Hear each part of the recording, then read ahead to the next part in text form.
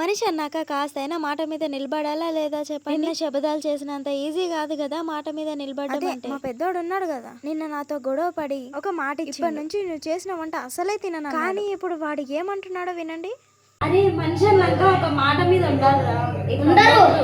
విన్నారా? టైంని బట్టి మాట ఎట్లా తిప్పేస్తాడో వాడు. దేవి చిన్నోని రెడీ చేయడంలో బిజీగా ఉంది. ఇప్పుడు వాడికి దోశలు ఎవరేసేయాలి? నేనే కదా, అందుకే నా దగ్గరకు వచ్చి, అరే నువ్వు నిన్న ఇచ్చిన మాట ఎక్కడ పోయిందిరా, వచ్చి నన్ను అడుగుతున్నావు, నేను అసలే వేసియను అన్నంత మాత్రాన ఏమి ఇబ్బంది పెట్టలేదు, కానీ వాడన్న మాటని వాడికే గుర్తు చేస్తూ చేస్తూ వేస్తూ. ఇంకోసారి ఏదైనా మాట ఇచ్చే ముందు 10 సార్లు అటు ఇటు ఆలోచించి మరి మాట్లాడతారు. అయినా మా మధ్య ఈ గొడవలంతా కామన్. కొంతమంది అనుకుంటారు ఏంటి నువ్వు చిన్నపిల్లలతో గొడవ పడతావు. అవును, నాకు అర్థం కాదు, వాళ్ళు పెద్దవాళ్ళు అయ్యాక గొడవ పడతామా ఏంటి? వాళ్ళు ఎప్పుడు వరకైతే బయటి ప్రపంచాన్ని చూడరో అప్పుడు వరకు మనమే వాళ్ళ ప్రపంచం. కాబట్టి వాళ్ళు మనతో ఉండే ఈ టైం మంచి హ్యాపీ మూమెంట్స్ అన్ని క్రియేట్ చేయాలి. పిల్లల్ని స్కూల్ కి పంపించేంత వరకు దేవికి ఫుల్ కంగారుగా ఉంటది. చిన్న పిల్లలు కదా, తొందరగా రెడీ అవ్వరు, చాలానే ఇబ్బంది పడతారు. నువ్వు వెళ్లే ముందు లైక్ చేసి అదే చేత సబ్స్క్రైబ్ చేసుకొని వెళ్ళొచ్చు కదా. Bye bye.